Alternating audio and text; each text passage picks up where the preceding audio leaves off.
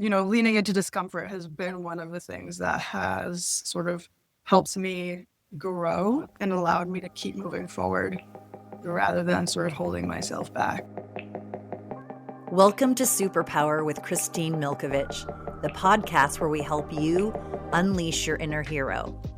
Whether you're a change maker, a trailblazer, or just looking to level up, this is the space to uncover your unique superpower and transform it into unstoppable momentum. Join me as we dive deep with inspiring guests, sharing their game-changing insights, empowering us all to be the hero of our own stories. Get ready to embrace your deepest purpose, own your power, and change the world one bold move at a time. My guest today is the extraordinary Sharon Vinograd, a dynamic force and a change maker, someone whose authenticity is actually her superpower. From breaking barriers to lifting others up with compassion, empathy, and strength on her own personal journey, Sharon shows up and shows us what it means to lead with both courage and heart. Sharon has some dynamic stories to tell. I was so fortunate to meet her a few years back through a mutual industry coaching organization.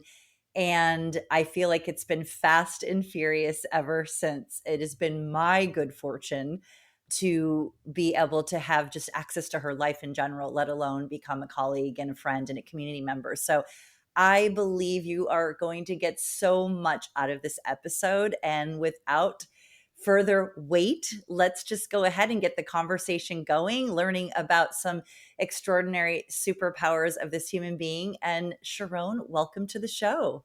Thank you so much. It is such an honor to be here. I'm so excited to get to have a conversation with you. You're one of my favorite people and one of the people I admire most. So thank you. Well, no pressure. Thank you for that huge compliment. No pressure at all. I'm like, wow, okay, maybe you need to live with me or talk to my spouse more, but you are so generous and that is so kind and so sweet. We all have our things. Right? That's for sure. It is Yeah. I always feel like at this age, I think I've even said this in conversation with you. The one thing I know for sure is I don't know much. So it's always a journey and always a discovery. Yes. So I know that you and I have had lots of conversations about that. Well, getting to conversations, there's a couple things, the intention of this show, you've been such a supporter of me discovering this outlet and uncovering this outlet, and certainly the team behind me, the talent, the individual women that make this show happen. But I think of you often when I'm doing this show because the whole tagline, unleash your inner hero, like what is your superpower? I think, just as a blanketed conversation, that could be a lot of double entendres. It could mean a lot of things. It could mean different things to different people. But what I really want to drill down in these next 45, 50 minutes that you've been so gracious. I know you could be doing lots of things and lots of life with the full plate that you lead. So first of all, I wanted to lead with gratitude. Thank you for sitting down and carving out this time because, here's what I'm going to say. We're plunking through like 12, 13, 14 episodes coming up here. And Sharon, it is astounding to me. It still kind of stops my heart. Folks will text me. You were one of them, by the way. So this might come up for you. They'll text me and they'll say, I listened to episode A, B, or C, whichever one it is. Mm-hmm. And, I just learned so much about that individual that I've been curious about, or something that lit up that person I've been really struggling with or going through. And so I can't thank you enough because that really is the only reason that I set out to do this. If a couple folks pick it up, subscribe and comment, great, that's fun. But it's really how can we continue to lift each other up and be a support to each other and see ourselves in each other's lens, because right now we're struggling sort of as a nation and as a humanity in doing that. So that being said, let's dive in. Remind me, because the other day when we were talking, I was like, gosh, I think it's going on like 6, 7 years that we've met. Are you originally from the area? What is your backstory? Give us a little bit of a 1, 2, 3 before we really dive into kind of some of these pertinent questions, so that not only I can be refreshed, but our listeners can learn a little bit more about, where baby Sharon came from and what does that look like? Yeah, no, 100%. Thank you. I love everything said so far. And yeah, so I'm not originally from the States. I was born in Israel, and then I moved to South Africa when I was a young person, and then would live in Israel 3 months out of every year. And then we moved to the States when I was around 10 or 11 to Chicago. Well, Madison for about 9 months, and then Chicagoland area. And then I had some travels when I was younger. I left home pretty young and sort of traveled around different parts of the States. So independently, your adventuring Independently, heart started quite young, is what I'm picking up here. yeah, my parents call it my travel period. Your travel bug. My travel period, yeah. And then I lived in South America for a little while. My kids are half Colombian, so we lived there for a little while and other parts of the state. But we've lived in Washington. I've lived in Washington now for 18 years. Okay. So I feel like I'm like a true Washingtonian at this point. It's your Pacific Northwest home. It's your base. Yes. It's where you've lived, 100%. loved, made careers, and all the other wonderful things. Yes, yes, yes. So this taste, this desire to venture out. Now we know, and it's not good, bad, or indifferent, that's for sure. But not everyone's built for that. And not everyone, I mean, you could be 60, 70 and have never left your backyard. And again, if that's your jam and that's what gets you down, great. But what do you think, was that part nurture, part nature, part both, part Sharon's, special little life particles? It just, you've kind of always been that way? Tell me a little bit about that. Well, I feel like adaptability is something that I've had to sort of just take on.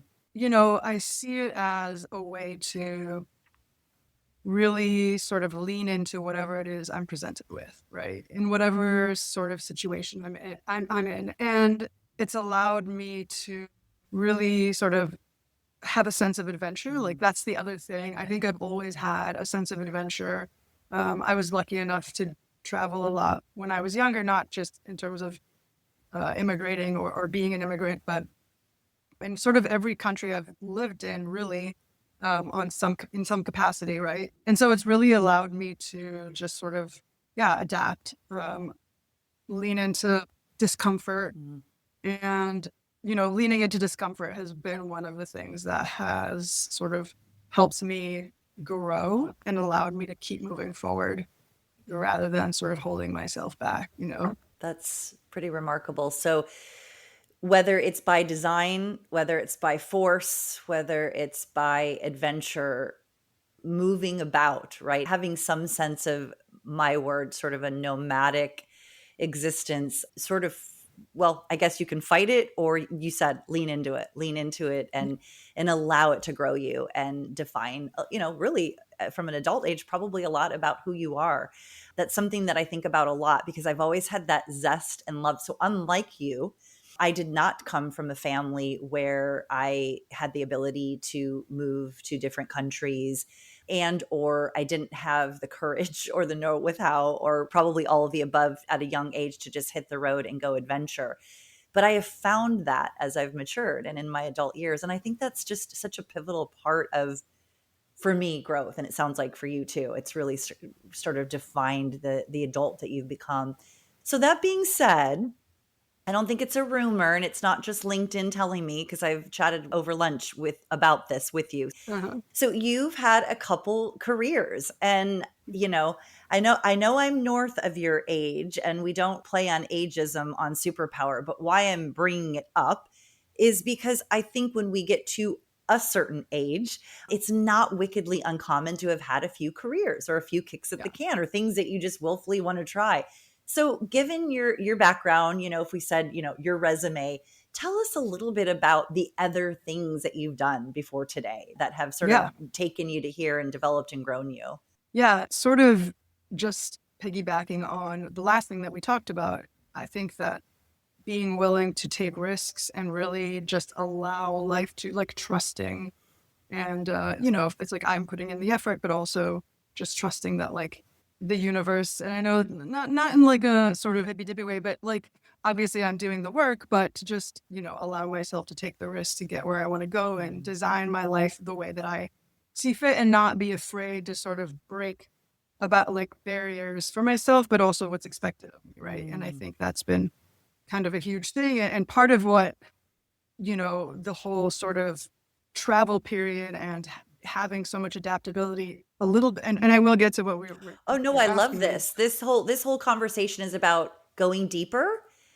And Yes. if there is something that is still to be discussed, we do not move ahead. So I love this. Thank you for going deeper. I so appreciate it.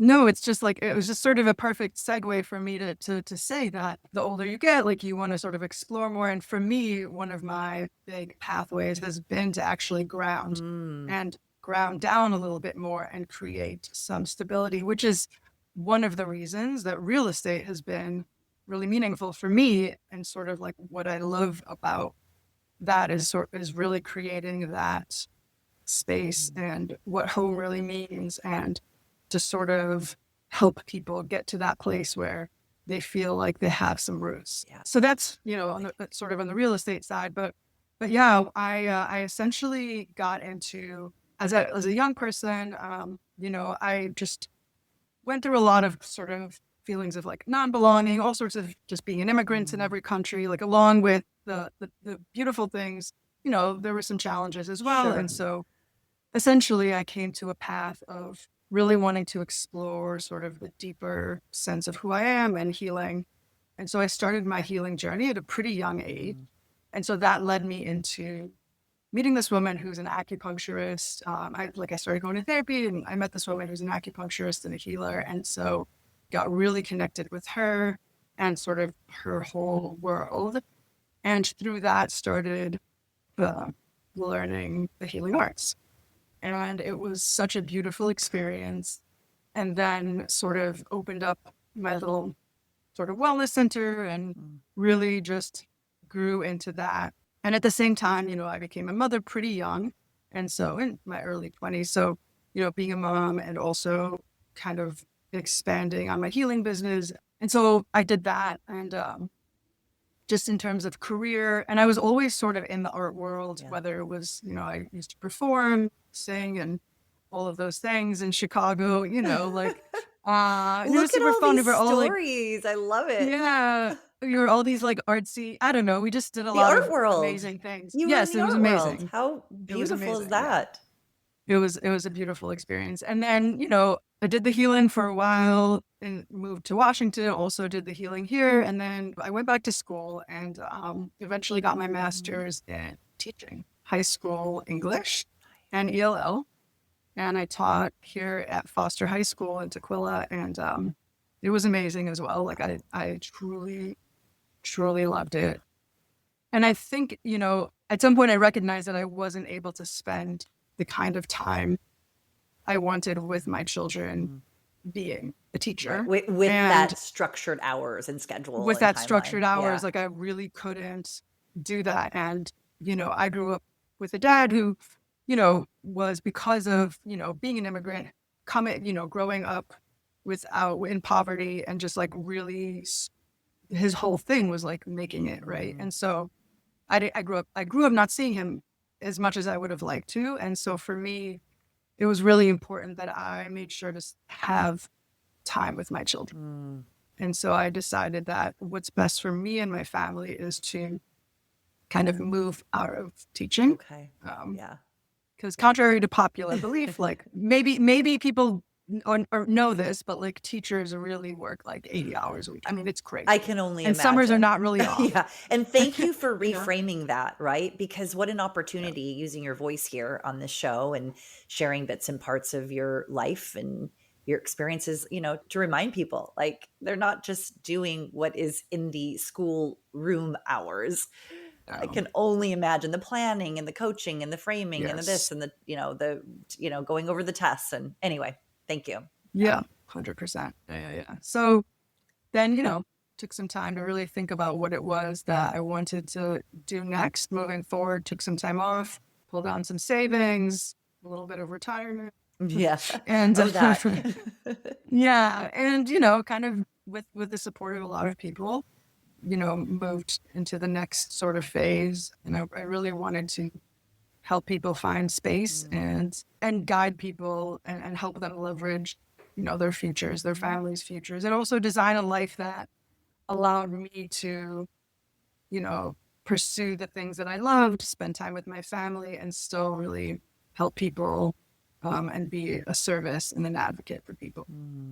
Nice. So, really, three very unique, distinct careers. Yes. But I want to go back to a couple things you said. You kind of got almost like excited and very smiley when you were talking about the arts and this time where you were performing. And I would question this, and I have not in performing, but I have a background in the fashion, hair, cosmetic world. And a lot of times people that really know me and are close to me say, do you ever miss that you were in such a creative, immersive environment? And I always push back. First of all, I say, thank you for asking. And then I say 24/7 in this current career, there is so much creativity that it's I almost can't keep up with it, because everything, well, for one, you're an entrepreneur, you're an independent, you are driving the bus. That's creative in and of itself, but all the little bits and pieces. So going back to that, since I saw that energetically light you up, I would imagine in wellness and healthcare, and and I'll have you extrapolate it. Was it more massage, homeopathic, therapy? But whatever that was, which you'll get to in a minute, don't you feel like you've sprinkled your art, your artistry on everything that you touch? Oh, 100%. Yeah. I mean, I think in general, life is creative, right? Like, Mhm. regardless of what we're doing, Correct. we're creative beings, we're creating. And so it's sort of like that lens. I apply that lens to everything, right? Like, what am I creating? How am I creating?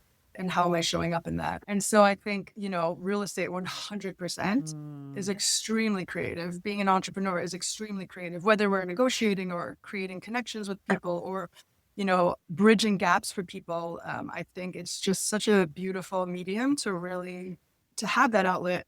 And then at the same time, just on a more sort of visceral level, like I actually do have time. Like I have a little studio in Georgetown, and so and then Mhm. I write, and so I Mhm. I have time to actually do those kinds of more like what you would consider like visual arts Mhm. or writing or but then Truly at the same expressing yourself as an artist, where it is just for you yes to release and create and put out. I got you. Because at the end of the day, it is our careers, and we do have this person at the end of the experience called our client, right? Our yes stakeholder, our boss, one might say, or I yes like to say that a lot. I always 100%. say I have lots of Yeah. bosses in real estate. I don't have just one, I have Yeah. lots.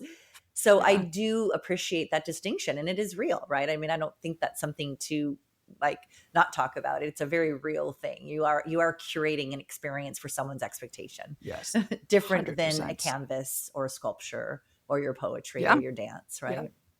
Yeah. And I think, when you're sort of like supporting someone in their next move, right? I mean, there's so many sort of attunements that you're Mm. going through at any given point in time. And I think that's where a lot of like the healing, creating space for people and the healing really translates. And I think even education, right? It's like really taking people through a process Mm. and attuning to where people are at, Mm. having deep empathy for where people are at and whatever that means, right? I mean, even your like investor that has multi, families, and I mean, they're at the heart of it, they're all human Yeah. beings, and this means something to them. Right.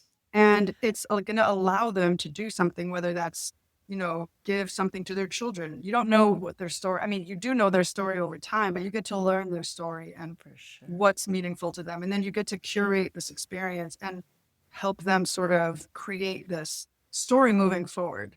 And I think that's such a beautiful thing that I get to do and really attune to where people are at. And I think that is sort of, has a healing background to it and an educational background as well, right? Where you're just really allowing people to go through a process and supporting them and guiding them and allowing them to sort of take a breath Yeah. and know that you've got them Yeah.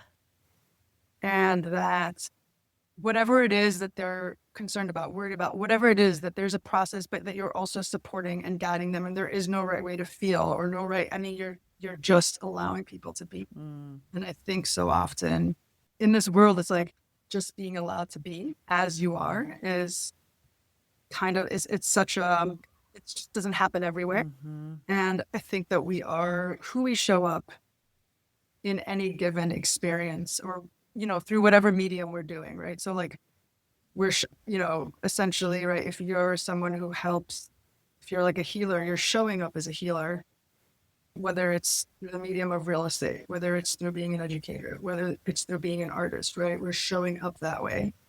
And yeah. Such a well-crafted point, regardless of the, I'll term it this way, commodity, the end product, is if Yes. you are authentically living your life and coming to each individual with your true spirit and, empathy and compassion, boy, I mean, no matter what you're doing in life, you're going to connect with people and you're going to get a great result because you're truly coming from a sound, solid place. And I think that's so powerful and such a testament not only to who you are, but your business. It's even one of your taglines, which I love so much, that you literally have the word heart and part of your marketing, and you're setting me up for something really that I wanted to also go to with you. So this is working out so well. It's just you and I chatting. Just like I said, we're just going to chat it up. Recently, I was talking to my wife about some of these specific topics, literally like your, some might say what you're meant to do or your North Star or what makes your belly burn, right? These are terms, and sometimes terms help us with our language. That's great. There's nothing wrong with that. But it's that saying, and I don't even know, I think it was Brene Brown, somebody said, it's not, I didn't make it up, but the desire to fit in is different than the desire to belong, right? Belonging is Yes. different than fitting in. 100%. Yes. And you really touched on some of that. And I specifically in this podcast with you wanted to explore that a little deeper because I feel like that's something that's really important to you, just getting to know you and having the great gift and honor of having you in my life. So there's so many angles we could talk about it. I mean, given your background, you've already immigrant, living in different countries, being reared up and raised by a father that had this unique, specific drive of sort of, having success or getting to that next level. Again, you just shared that. So hopefully I'm choosing my words correctly. But everything from that to being a mother to identifying with the LGBTQ plus community, serving and giving on boards. So tell me a little bit for you, what comes up for you when you hear that, the difference between belonging and fitting in? What does that mean in your life? I really love that question. I think belonging is about being authentically you in whatever way, true acceptance and true understanding, and not having to shift who you are in order to fit in, right? Fitting in would be me sort of having to shift who I am. And that's not to say that I can't grow as a person, or if someone calls me out in some way or whatever, that I'm not like growing. I think that for me, I didn't feel like I belonged. And so really one of the things that I've been learning over the past couple of years more than anything is, one, not everybody's going to like me, and that's okay. Right. Isn't that a hard news flash? It's very hard. Yes. Because Damn I it. want to be liked. Yes. Because I do really truly like love people. And, even if I might be angry or this or that, like I do have like a genuine love for people and for people's experiences. And so, obviously like I want to be liked and loved and so I think not everybody's going to understand, and that's okay. And so really finding your authentic, true sort of like self, and as cliche as it might seem, like really sort of sitting with yourself, allowing yourself to be who you are, and while still growing as a person, and finding the people and the community that allows you to grow within that, right? And so knowing that you're not a stagnant being, that, we're all growing and moving and just sort of supporting in that growth. And also like being able to call each other out truly.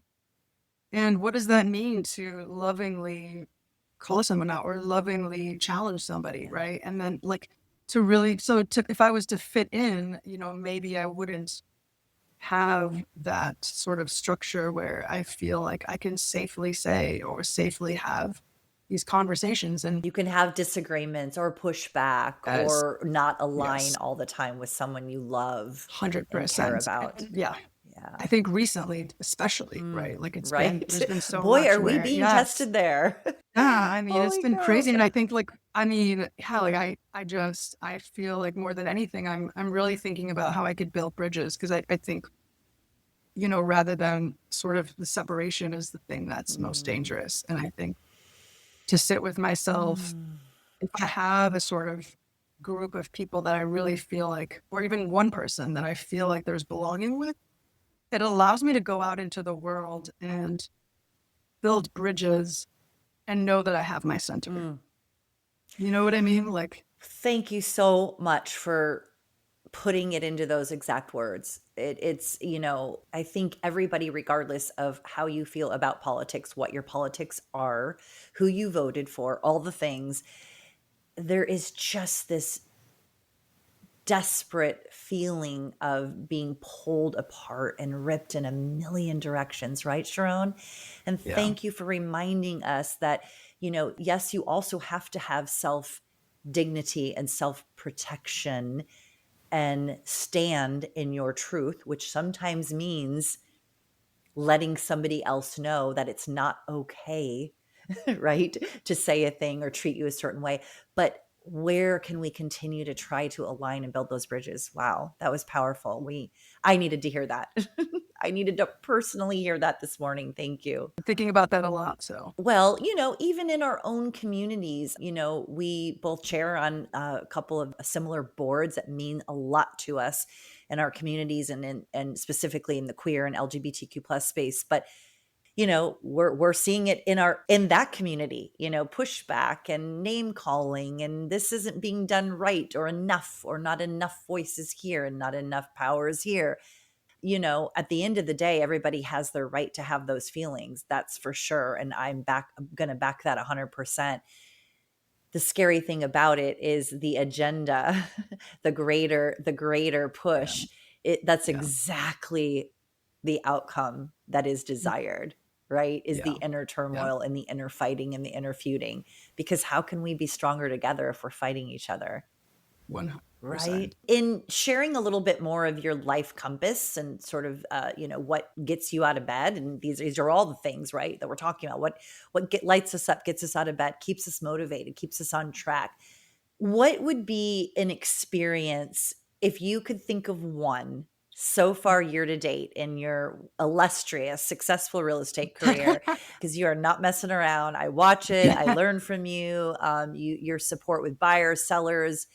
You have such an incredible business, and we can all certainly hear and see why, the way that you show up for people. But if you had to think of one experience where you were either really tested at your core, or somehow the outcome of that experience with a client, again, buyer, seller, just something in the real estate lane where, these things that guide you, that are your North Star, that you really had to lean into. And maybe it wasn't so easy, it was a push.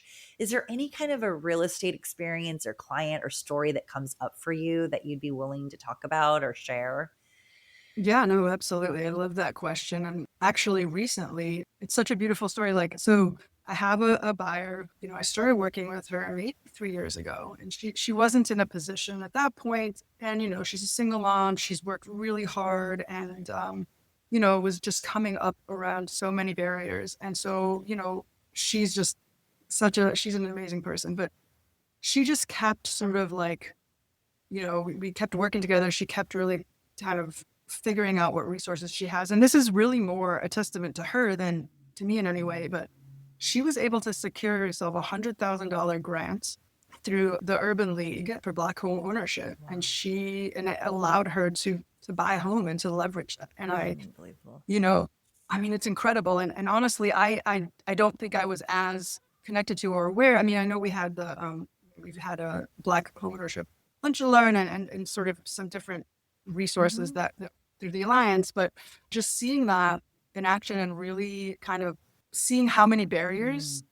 really are put in place, and really learning about that and allowing myself to grow in that way and figure out like, okay, how can I really be a bigger resource for all of my clients, Mm, right? And, in sort of all different stages and places in their life and backgrounds, right? And so I think that really just has been such a piece for me right now that I really want to dive more deeply into, and really understand the resources that are available for our Black homeownerships, for, our Indigenous folks, like, and just in general, right? Like for folks in general that may have more barriers. Like, how can I really be a support? Because at the end of the day, right, like, I am an advocate. I am here to advocate. I am here to really allow access to everyone, mhm. and to help with that access, Right. not allow that access, but to support in You're that, you're right? you're a To bridge. I mean, in many yes, ways, but specifically to this story, you were the bridge and part of the bridge.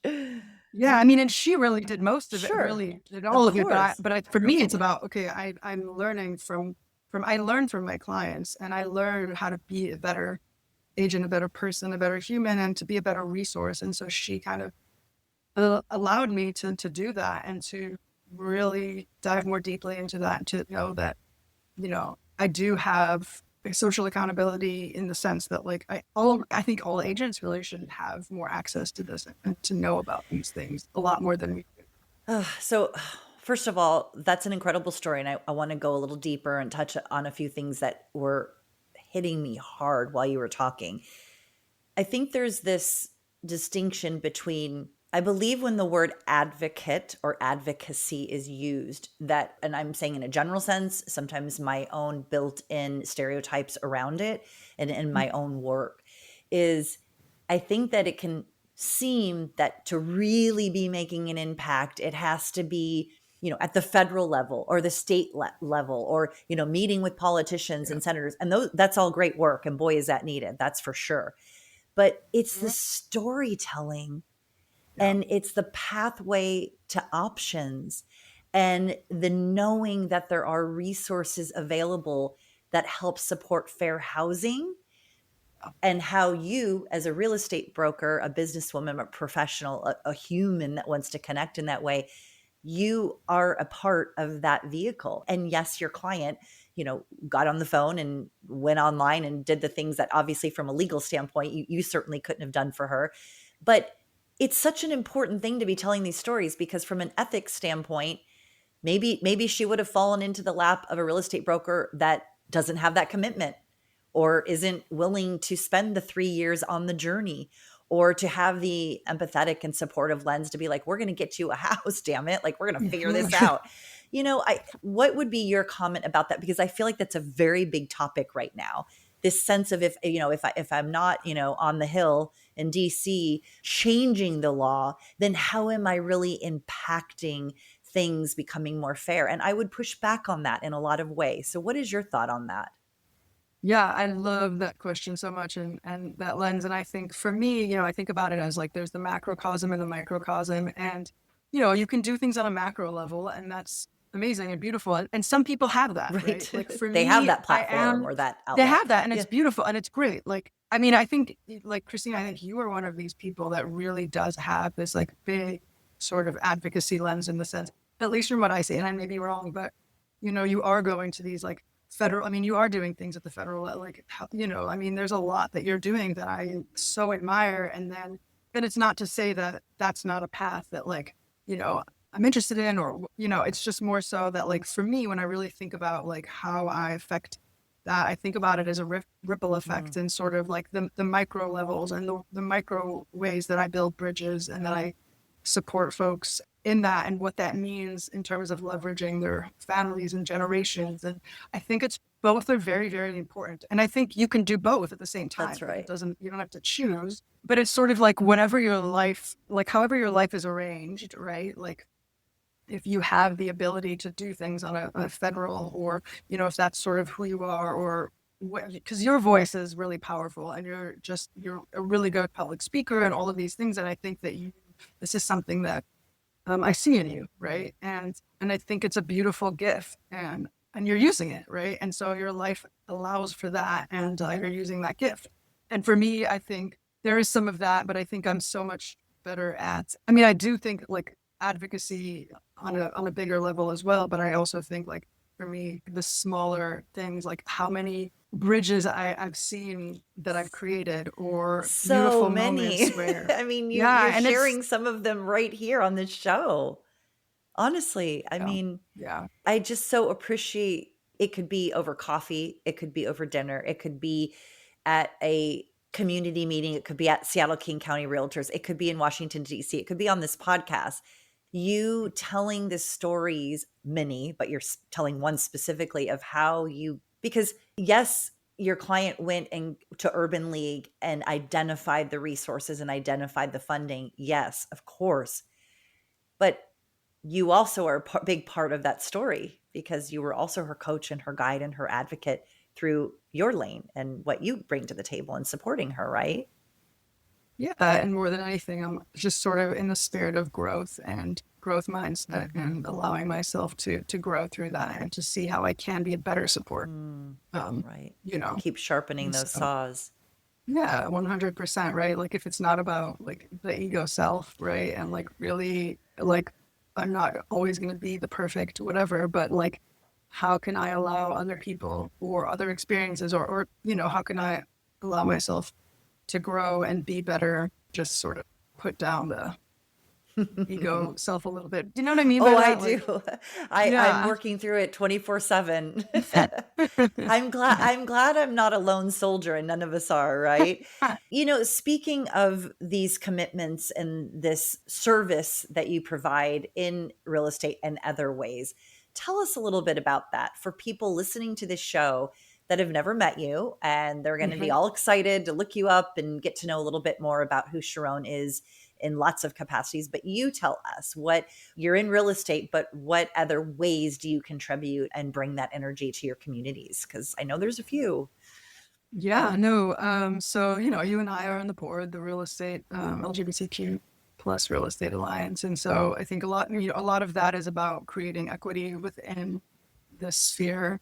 And also, sort of really thinking about all the ways that I could bring things together. So for example, I have a friend who the minute I met him, I went over to his house and saw his artwork. And I'm Mm. like, you are like the most incredible artist. You need to be selling your art. Like you need to be out there, or at least, I mean, if you want to, of course. But and so, we're hosting like an arts walk. And this was, 3 years ago that I said this to him, and we're hosting an arts walk. And so, I'm kind of thinking like Windermere is and the Alliances, and Coldwell Banker Bain. All that to say is, I asked him if he would be willing to showcase his artwork, and so kind of bridging things together in that sense, right? That's advocacy work, right? I mean, Yeah, yeah. I mean, just seeing sort of what bridges can be built and how we can connect different pieces together to kind of, and another friend of mine, right, she is this amazing chef. And so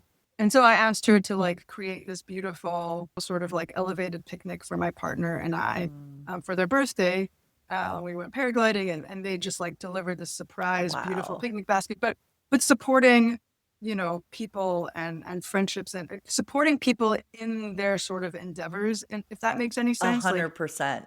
and I want to host supper clubs, like allowing my home to be used for supper clubs and for fundraising, and, just like have this beautiful space, this beautiful home. And how can I utilize that to create sort of to leverage the community, to Right. allow people to use my space to do these things. So all that to say, I know it's a little bit of a ramble, but I think at the end of the day, it's like how I really think about like ways that I can create bridges, and and that is in like all realms, right? Like, I want to just touch on that because I want to go a little deeper on it. It's something that I've questioned often in my own life and it's come up on the show in multiple ways with multiple guests is why do you think all those things that you just mentioned, and it's just a fraction of the energy field and the commitment and the positivity and the change that you put into the world, that's just a fraction. We'd have to talk for hours to hit much more of it.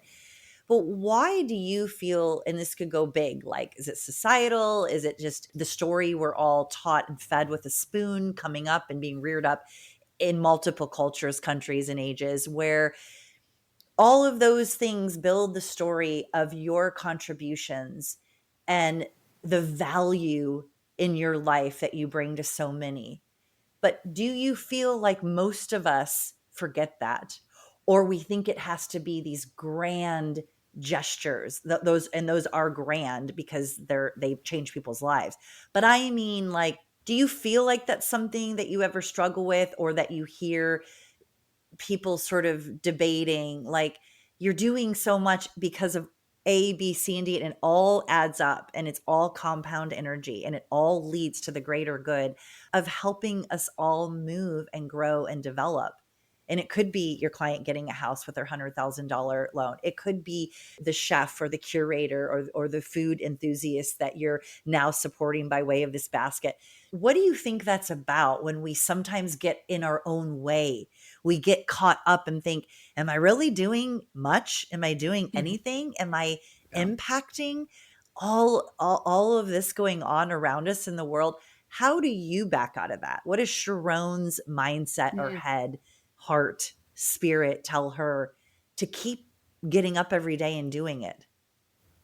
Yeah, I think so. For me, it's something I've really thought a lot about. And I think a lot of it does come down to, so going back to like my dad and growing up with someone who was highly successful. I grew up with a deep sense of comparison and a Mm, deep sense of lack of self-worth, not because of something my parents did, just because matching that was going to be really hard. Growing up with someone who's so highly successful, it's hard to match that, okay. right? And to clarify really quick, because I've never met your father, but you have told me some stories.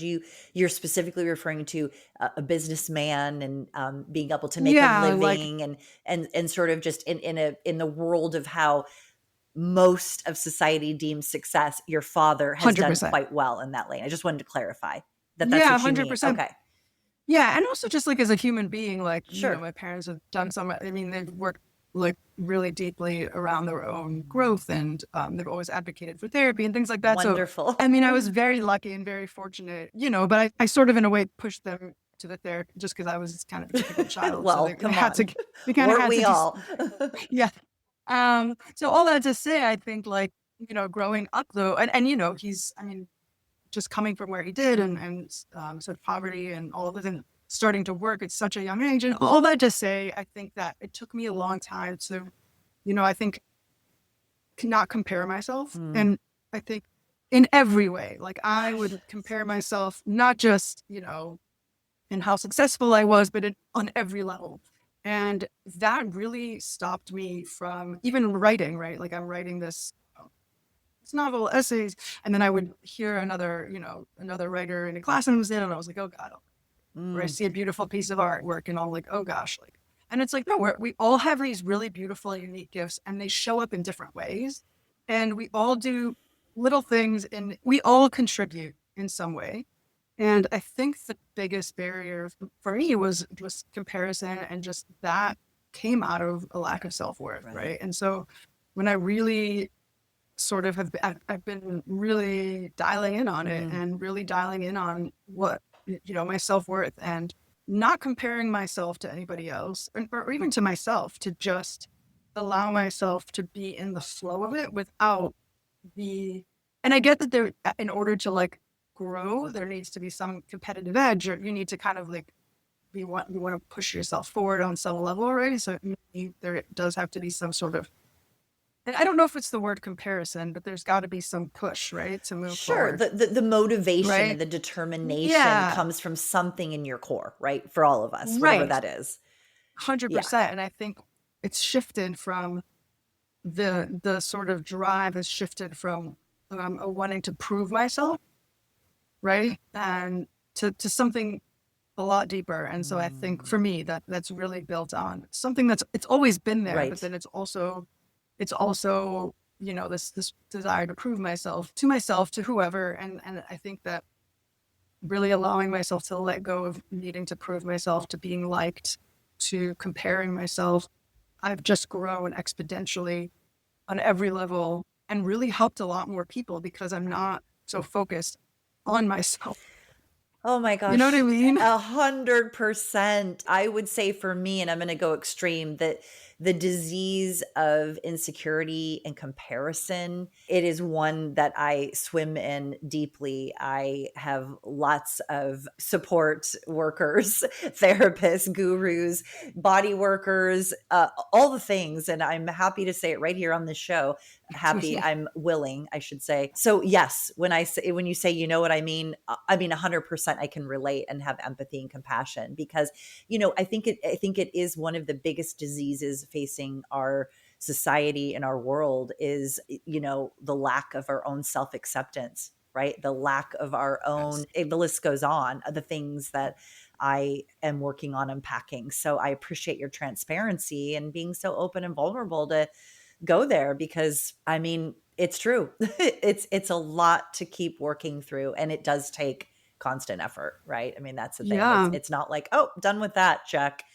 Doesn't really work that way, or at least it hasn't for me so far.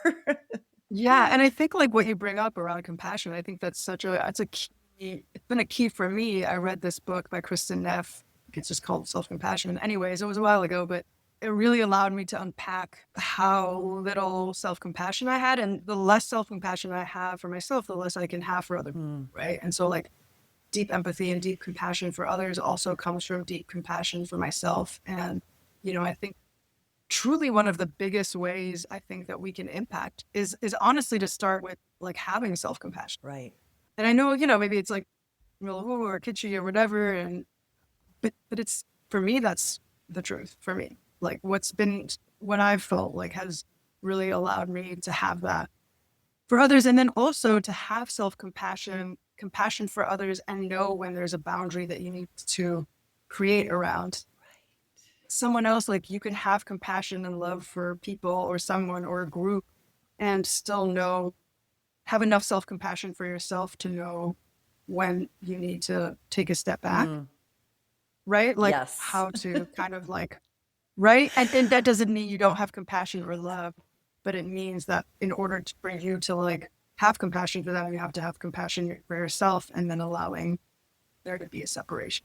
Oh, Makes any sense, but it's all making sense. And, I think it ties back into, again, there's some threads that keep coming on the show. And I'm delighted that that's happening, because it's a place to have transparency and be vulnerable and just talk about all that I'm going to say, all the shit, all the things that, going back to like being a people pleaser, wanting to smooth things over, making everybody feels so good.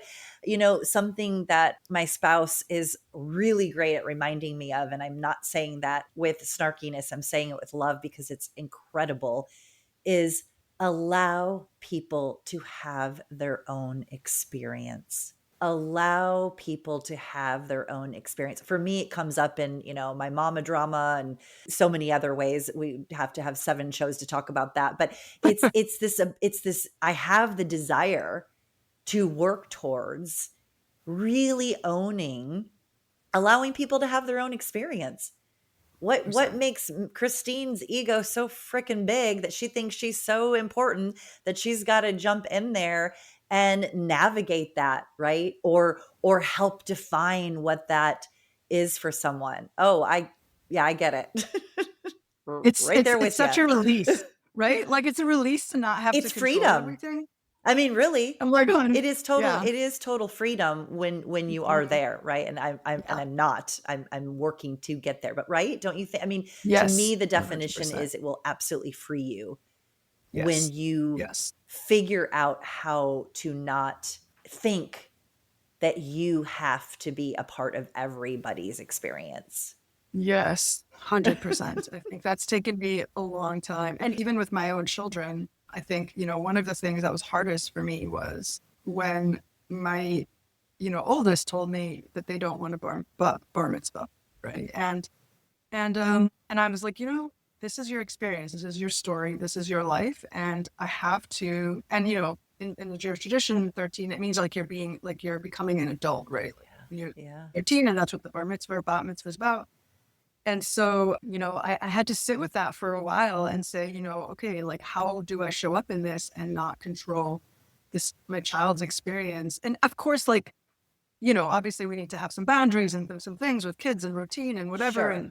I know a lot of people might not agree with my decision, but all that to say that at that point in time, I really had to sit with that and say, my child has their own experience. My kids have their own Mhm. experience. I can't control their experience. I have to just guide them, create a safe network support system, routines and all of that. But yeah, I think all that to say, I think, yeah, learning how to really let go of needing to control everybody else around me. I think that's been one of the biggest lessons I've been, especially, I've lost a couple of people in the Mm. last few years, and, you know, you can't control death, No, sure can't. right? Like people go and they're ready to go, and you Yeah. have to allow for that to just like to really, yeah, Kind of going excuse back to the healing process. Yeah, being yeah, you can't control less that. afraid of that being part of our individual journeys, and certainly the grief and loss of us having to witness that in the ones we love. It's Yeah, a and big knowing one. that they're in their journey too, That's right. like That's you right. can't be a part of that That's right. experience, and at some point we're all going to experience That's that. right. Yeah. And that shared truth is like, okay, it's Powerful. very grounding. That is Yeah. a powerful moment in shared truth, right? Yeah. Well, Sharon, this has been incredible. We're not done yet. We've got a couple more questions. Not letting you Okay, off okay. the hook that easy. But it has just been a delight and wonderful. One of the many things that I feel so grateful for with this show is I get to learn more about people. Some folks on the show have been strangers to me, meaning I just invited them and we chatted, and now I have a new friend.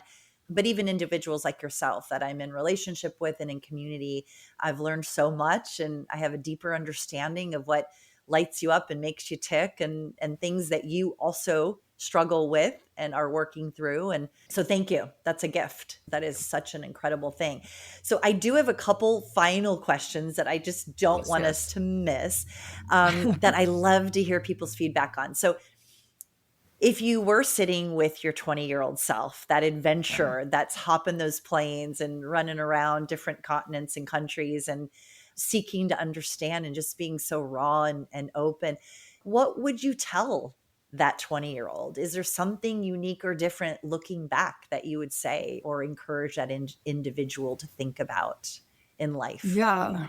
I love that question. I've thought about this question before, and I think, there are so many things that I would, would say, but I think really to just know my worth and that it all unfolds. Mm. And I do have some sort of, I have control over, well, one thing I would tell myself, let me just back up, work on regulating my emotions, number one. Please get that please get that in check. Um, but, You just stole mine. but I feel like this is like a lifelong Yeah. journey regulating, and I feel like I'm at a place now where I'm a lot more regulated. All that to say, Regulating emotions. Whew. yeah, and to just, to allow my passion and to like really to let that come through, to not sort of like be afraid to be the person that I'm meant to be. Mm. Because I do think that the comparison thing stopped me from that. And I think I am who I'm meant to be, so it's fine. But maybe when you're 20, you grappled with that and you wondered, and 100%. it brought a lot of fear and anxiety. So that's a really, really good piece of advice. Yeah, yeah. Allow yourself to be okay becoming. I think that's the word, right? Becoming. Yes. And I would have given myself the book. Well, I don't think it was written at that point, the self-compassion book. Whether I would have been able to like kind of really integrate that, I don't know. Well, Uh, but you're but doing it yeah, now. but I'm doing it now. That's really good sound advice. And boy, every decade, right? I'm going to keep Yeah. telling myself all those things that you just said every single decade, let Yes, yes, alone yes, going yes. back to my 20-year-old spirit. So, Sharon, we're at that moment, pulling this all together and taking kind of just some of these nuggets and inspirations and learnings. If you had to choose one superpower Uh-huh. that you bring to the world and makes you really pretty proud to be able to do so, what would that be? Yeah. This is so hard for me to condense into one thing, but I will say, I think that I'm like an alchemizer. Mm. Um, I thought a lot about it and just sort of like it really bridges this idea of healing, this idea of educating, this idea of taking people through a process, this idea of building bridges, seeing where somebody kind of is coming from and where I can build that bridge with them, how I can build that bridge, whether it's personal or, on a greater level, how can I alchemize my own internal, from the macro to the micro, how can I, alchemize my own sort of challenges into something greater and something that's giving and something that's a gift. I love So that. I think that would be my Yes, an superpower. alchemist. Let's 100%. I love it. I love it. Well, thank you for bringing so much alchemy to this episode and to the show. It has been a delight and an honor. I know for me personally, I'm going to heal better and in a different way and be thinking about things in different terms and clearer terms because of you and what you're doing and because of your time on this show. So thank you so much, Sharon, for being here. Thank you so much. It's an honor, and I'm so grateful. Yeah. Thanks so much for joining me for this episode. If you enjoyed it, I hope you'll make it easy for others to enjoy it too. You can do that by subscribing, writing a review, and sharing episode links with others. Then you'll be my superhero.